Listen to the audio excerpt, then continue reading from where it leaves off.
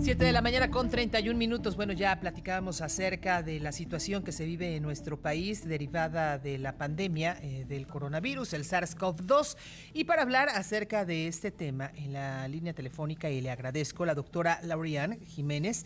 Ella es jefa del Laboratorio de Genética Molecular de la Universidad Nacional Autónoma de México. Doctora, muy buenos días. ¿Qué tal, Wendy? Muy buenos días. Gracias por la invitación. Al contrario, doctora, pues estamos viendo que esta segunda oleada de contagios pues está resultando mucho más grave de lo que se esperaba. Sí, así es, así es. No estoy segura que se le pueda llamar una segunda oleada, ¿no? En México no, por lo menos, porque en nuestro país en realidad hemos seguido en una sola oleada continua, ¿no? En donde hubo una suerte de estabilización, pero con casos muy elevado número de casos diarios registrados de cualquier manera por arriba de 5,000 en promedio, ¿no? En los meses de septiembre a noviembre. Ahora sí, definitivamente hay un repunte muy dramático. Los números más altos que vimos de casos diarios, que fueron la primera, vamos a decir, el primer aumento en casos y defunciones de COVID se dio aquí en nuestro país entre los meses de junio y agosto, más o menos, o finales de agosto, ¿verdad? La cifra más alta fue de 9,800 aproximadamente casos en un día. En los últimos días aquí en México hemos estado reportando arriba de 20,000, 21,000, 20,000, qué sé yo. Esto se debe desde luego al aumento en el número de pruebas que se están haciendo. Se han aumentado, no suficiente, o sea, no suficientemente, pero sí se han aumentado gracias a la introducción de las pruebas de antígenos. Sin embargo, pues sí, el repunte es muy serio, tanto en casos como en defunciones. Ahora en defunciones llevamos ya más de cerca de 2 semanas reportando arriba de 1,000 defunciones por día. Y entonces pues hay que preguntarse por qué, ¿verdad? Esto podríamos vincularlo a los festejos que hubo en diciembre o también a una temporada en donde las bajas temperaturas pues comienzan también a afectar a la población. No, esto no tiene que ver con las bajas temperaturas, ¿no? Tiene que ver con varias cosas, entre otras, pues sí, los festejos de fin de año sin duda, pero estos festejos, primero pues necesitamos ubicarnos exactamente qué es lo que vemos los mexicanos en las cifras que nos reportan. O sea, sin duda lo que estamos viendo en términos de la ocupación hospitalaria, eso ocurre pues en tiempo real, ¿no? Una persona se contagia hoy, en 7 días se empieza a sentir enferma y si va a terminar hospitalizada a los pocos días ingresa al hospital, ¿no? Entonces, esto ocurre en tiempo real, las hospitalizaciones. Entonces, este colapso virtual que tenemos, por lo menos en Ciudad de México y en varios estados de la República, de los hospitales, pues sí son debidos, desde luego, a los contagios que se dieron durante las fiestas decembrinas, pero no así los números que nos reportan. Es decir, para que nosotros veamos los números registrados en los reportes que nos da la Secretaría de Salud, hay que entender que se da un contagio, a partir del contagio de una persona, esto no se ve, digamos, documentado, registrado, hasta 7 o 10 días más tarde. Las defunciones siempre se registran entre 2 y 3 semanas después de los contagios. Pero aquí en nuestro país, desde el inicio de la pandemia, es un problema que los encargados, ¿no?, de la gestión de la pandemia en nuestro país, es un problema que no han tenido la voluntad de resolver, que es el rezago en el reporte de las cifras. Es decir, las cifras que nos reportan hoy en realidad son un reflejo de lo que ocurrió hace 2 o 3 semanas. Queriendo decir que lo que hoy nos dicen en términos de casos y defunciones, en realidad son casos y defunciones que ocurrieron mayormente las 2 o 3 semanas anteriores, no ese día ni esa semana, sino 2 o 3 semanas atrás. Queriendo decir que lo que estamos viendo ahorita en repunte de casos y defunciones es apenas la punta del iceberg. Donde lo están sintiendo en tiempo real es en los hospitales, desde luego. Pero las cifras que nos reportan son posiblemente las compras prenavideñas y el inicio de los festejos con la Navidad.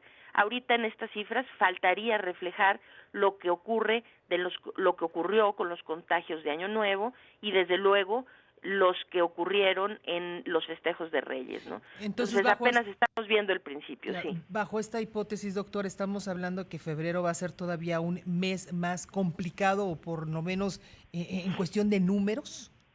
Sí, desde luego, porque es como arrojar una piedra que va rodando por una montaña y ya no hay manera de detenerla. Es decir, esos contagios ya se dieron, esas defunciones ya se van a dar. No hay manera ya de detener eso. Quiere decir que seguiremos viendo cifras muy elevadas todo el mes de febrero y marzo, porque no veremos el fin de esta secuencia fatídica que fue en una periodicidad como muy constante, los festejos de Navidad y después Año Nuevo y después Reyes. Esta piedra ya se echó a rodar, quiere decir que aquí ya no hay manera de detenerlo. Ahora, vamos a ver febrero y marzo muy complicado. Ahora, los contagios nuevos que se sumen a esto, pues desde luego impactan de manera muy seria también, y con tanta retórica un poco demagógica en relación a las vacunas, la gente tiende a relajar, ¿verdad?, sus medidas, pensando que el remedio está aquí a la vuelta de la esquina, cuando no puede haber algo más falso que eso, ¿verdad? El remedio vía las vacunas es un remedio en nuestro país que cada vez se ve más lejano. Ayer se anuncia que vamos a donar, ¿no?, varias dosis. Se había dicho 400,000 iban a llegar a la semana. Ahora esas no son suficientes, porque para vacunar al 70% de la población mexicana en un año completo, se necesitarían, están poniendo más de 1,600,000 dosis a la semana. Entonces, 400,000 pues no eran suficientes y ahora se dice que van a llegar bastantes menos que estos 400,000. Así que llegar al 70% de la población vacunada a este ritmo nos puede llevar 2, 3, 4, 5 años llegar a eso, ¿no? Entonces, relajarse ahorita pues es lo peor que puede ocurrir. Aquí siempre el énfasis sigue siendo la prevención del contagio. Doctora, ¿me permite hacer una pausa para continuar con esta plática? Desde luego, con mucho gusto.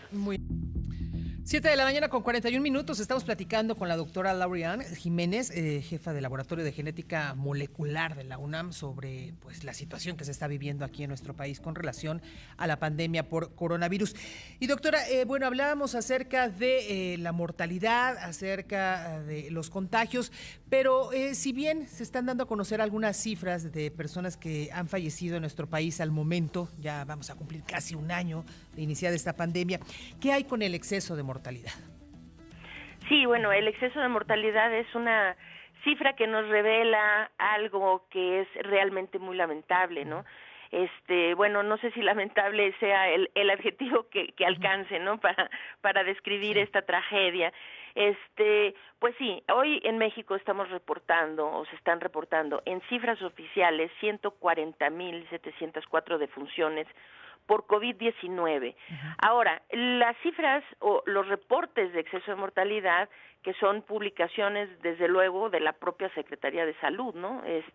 Y reportes de otras personas como Mario Romero Zavala, Lorian de Spiegel, que han hecho unos análisis muy acuciosos, ¿no?, con relación a este asunto del exceso de mortalidad, nos indican que ahorita las muertes que está reportando oficialmente la Secretaría de Salud, en realidad en el exceso de mortalidad son 2.5 veces mayores. Esto quiere decir que si en nuestro país tenemos 140,704, ¿no?, defunciones, en realidad en México han muerto más de 350,000 personas de COVID-19 en lo que va de la pandemia, ¿no? O sea, desde que se reportó la primera, que fue el 18 de marzo del año pasado. Entonces, estamos hablando de más de 350,000 muertes. Ahora, aquí preocupa realmente mucho la cifra, desde luego, ¿no? O sea, hay que ubicar que esta cifra nos deja solo por detrás de Estados Unidos.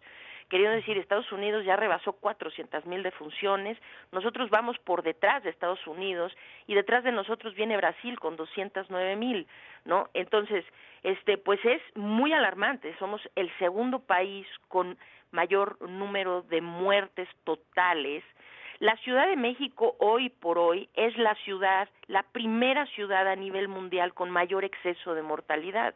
Esto rebasando todas las ciudades como Nueva York, Lombardía, o sea, muchas ciudades que tenían un gran exceso de mortalidad, esas autoridades han resuelto el problema del exceso de mortalidad, pues ahora sí reportando adecuadamente las cifras oficiales de defunciones por COVID-19, cosa que nuestro país, curiosamente, en lugar de mejorar el exceso de mortalidad, es decir, en la medida de que se reportan bien las cifras de COVID-19, debe disminuir, queriendo decir que lo reportado es igual a lo que realmente ocurre, ¿no? En nuestro país es al revés, es decir, que lo que se reporta cada vez es más discrepante de la realidad. O sea, el exceso de mortalidad está repuntando, queriendo decir que se aleja de las cifras oficiales, ¿no? Claro. Entonces, pues hay que preguntar por qué. ¿Esto es intencional? ¿Es ocultamiento? ¿Es negligencia? ¿Es ineptitud? Algo está pasando, pero llevamos casi un año dentro de la pandemia y que tengamos 2.5 veces más muertes de COVID-19 reales que las que se reportan, pues es inexcusable, ¿no? Que la Ciudad de México sea la primera ciudad en el mundo con mayor exceso de mortalidad, pues no hay excusa para esto. Claro. Es decir, hemos tenido ya muchos meses para poder hacer algo para compensar estos problemas que todo el mundo tuvo al principio, pero ahora ya no tienen, y en México continuamos teniendo estos problemas. Dos últimas preguntas rápidamente, doctora. La primera, ¿qué falló para situarnos en el lugar en el que estamos actualmente? Falló principalmente que la estrategia que se planteó inicialmente fue una estrategia que no pretendía contener la propagación de los contagios. Es decir, desde el inicio y sin pudor y sin vergüenza, no sin vergüenza, también sin vergüenza, ¿verdad?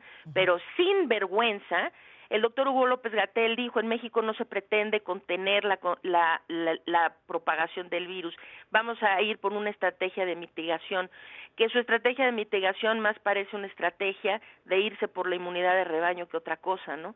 Esto no es especulación, esto se ha dicho en las conferencias de prensa y todo el quehacer, las acciones son consistentes con una estrategia de dejar a la gente infectar con la intención de que se adquiriera inmunidad. De cualquier forma, las únicas medidas que se han tomado son medidas laxas de mitigación, es decir, decirle a la gente quédate en casa, pero no hay en realidad nada que los obligue a quedarse. Decirles, el cubrebocas pues como que sí sirve para lo que sirve y no sirve para lo que no sirve, ¿no? Es decir, son puras medidas laxas con comunicaciones contradictorias por parte de la autoridad. Se ha dicho miles de veces, domamos la pandemia, no nos ha ido tan mal, o sea, siendo el segundo país con mayor cantidad de muertes, ¿cómo se atreven a decir no nos ha ido tan mal con la pandemia? Es decir, que 350,000 vidas mexicanas no valen lo mismo que las vidas en otra parte, ¿o qué, no? Entonces, el problema realmente ha sido que no se ha tenido una estrategia para contener la expansión de los contagios. Siempre debió ser los países que les ha ido mejor y que económicamente se están recuperando mejor y que han perdido menos vidas, etcétera, son los países que le han tirado. El que le tiró a más fue Nueva Zelanda y miren nada más qué bien les está yendo, ¿no? Nueva Zelanda no pretendía contener. Su objetivo era 0 contagios, o sea, ellos fueron tras la estrategia de 0 contagios. Claro, 0 contagios es imposible mientras este virus siga y no tengamos masivamente a la población vacunada ni una cura. Pero esa era su tirada y eso les permite estar muy bien. Hasta ahora Nueva Zelanda reporta solo 25 defunciones por COVID-19. Hasta ahora, desde el principio de la pandemia, reportan solo 2.262 casos de COVID-19 en general, y han pasado muchos meses sin reportar más defunciones, sin reportar casos, y su economía va viento en popa. Lo mismo está pasando en China, en Taiwán, en Tailandia, en Singapur, en Vietnam, o sea, hay muchos casos de esto en Australia, desde luego. Entonces, nuestro problema ha sido que aquí se ha permitido que la gente siga infectando. Esto ha elevado la carga viral comunitaria, es decir, la proporción de infectados en la comunidad, y esto se está convirtiendo en un problema que tarde o temprano no va a tener ya más remedio. Aunado a que nuestra vacunación es un programa ineficiente, que va muy lento, y que ahora pues resulta que va a ir más lento, ¿no? Porque ahora somos muy generosos y vamos a donar vacunas a países que no han sido golpeados tan fuertemente como nosotros, ¿verdad? Pero creemos que eso es caritativo, donar vacunas a países que no les está yendo tan mal con la pandemia como a nosotros. Entonces, ni vacuna, ni contención, ni nada, pues ¿por qué nos está yendo mal? Porque la estrategia que se ha seguido aquí en todos los sentidos ha sido fallida desde el inicio. Es por eso que nos está yendo tan mal. Perfecto, pues doctora, yo le agradezco mucho que haya platicado aquí con nosotros. Por supuesto, vamos a estarle dando lata. Es un tema que todavía va para largo, el tema de la pandemia. Le agradezco mucho, que tenga un excelente día. Nada que agradecer, Wendy, al contrario. Y saludos a Pascal, que ya sé que anda por ahí en un vuelo hacia Washington, ¿verdad? Allá está cubriendo ya la investidura de Biden el próximo miércoles. Muchas gracias, doctora. Al contrario, muy buenos días. Un fuerte abrazo. Gracias a la doctora Laura Jiménez, jefa del Laboratorio de Genética Molecular de la UNAM. Seguimos.